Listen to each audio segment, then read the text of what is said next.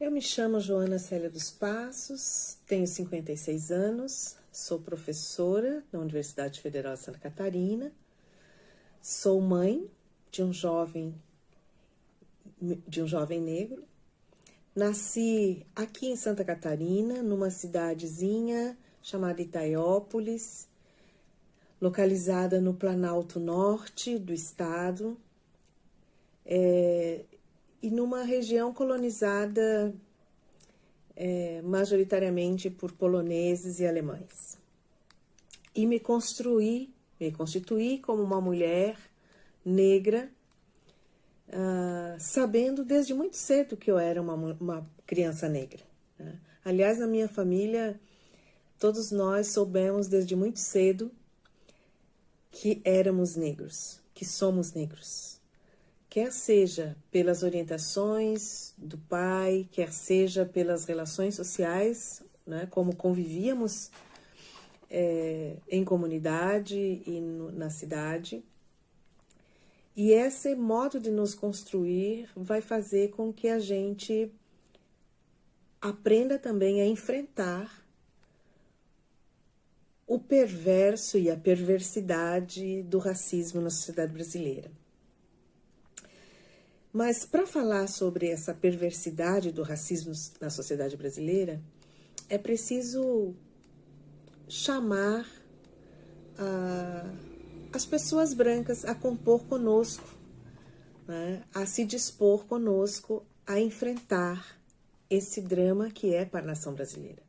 O racismo é uma estrutura de opressão que opera nas diferentes instâncias da vida cotidiana, nas diferentes espaços e tempos, e ele vai construindo o modo de ser branco e de ser negro na sociedade brasileira. É óbvio que com desvantagens para os negros e para indígenas, não é?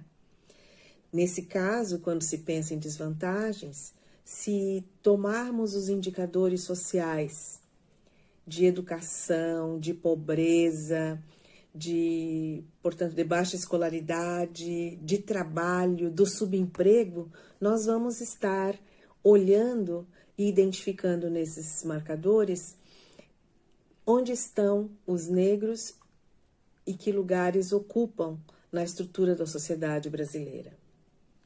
Por isso que é importante pensar que nascer branco numa sociedade racista é um privilégio.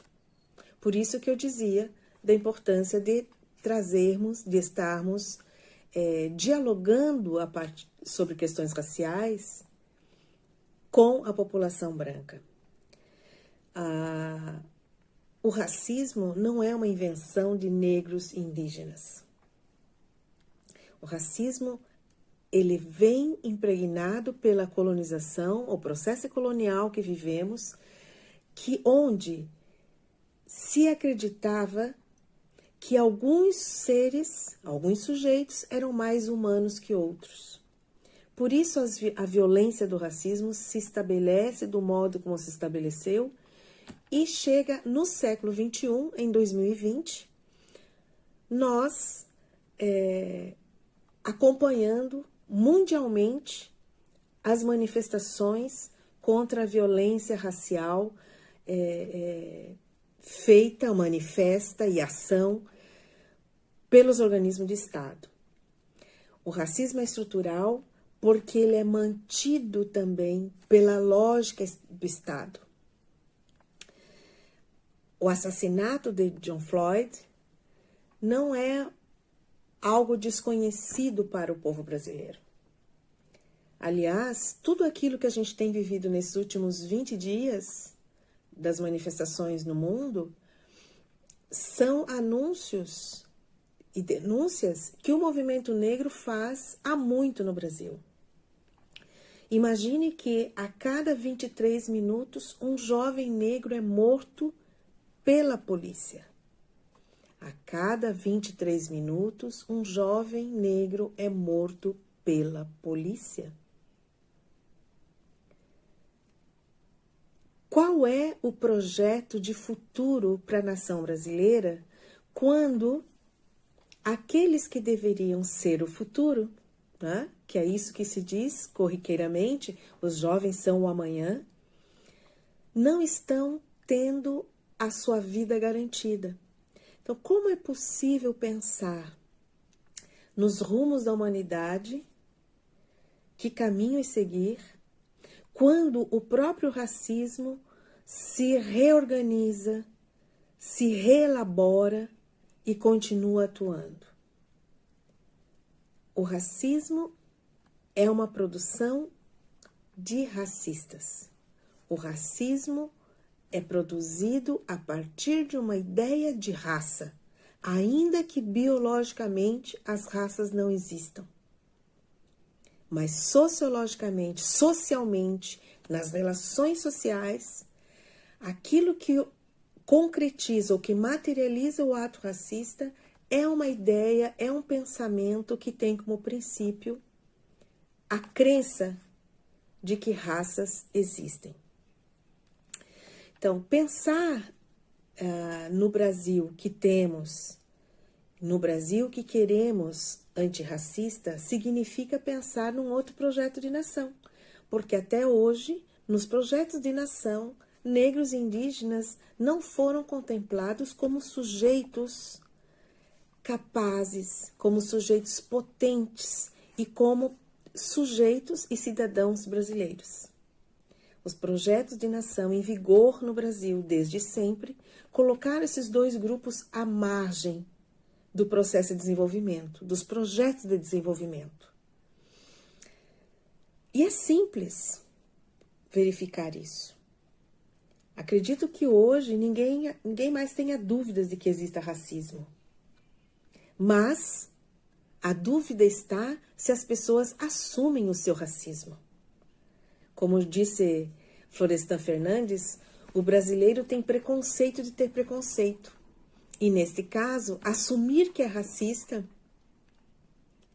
é um ato muito difícil, não é? Mas como não ser racista se nós convivemos numa sociedade que se organiza a partir do racismo, em que o racismo organiza as relações sociais? E veja, não estou dizendo isso para que possamos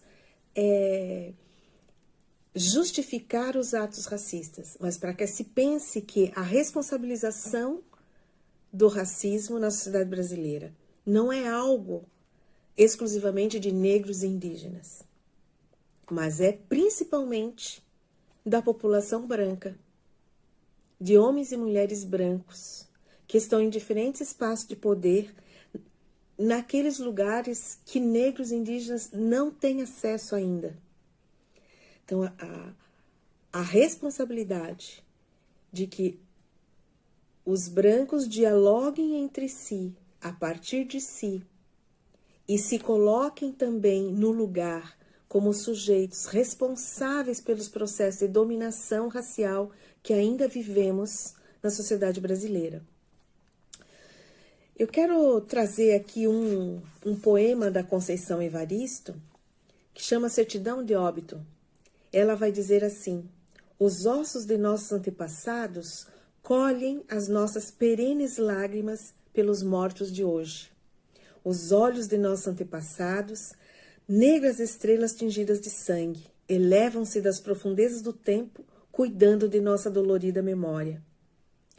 A bala não erra o alvo no escuro.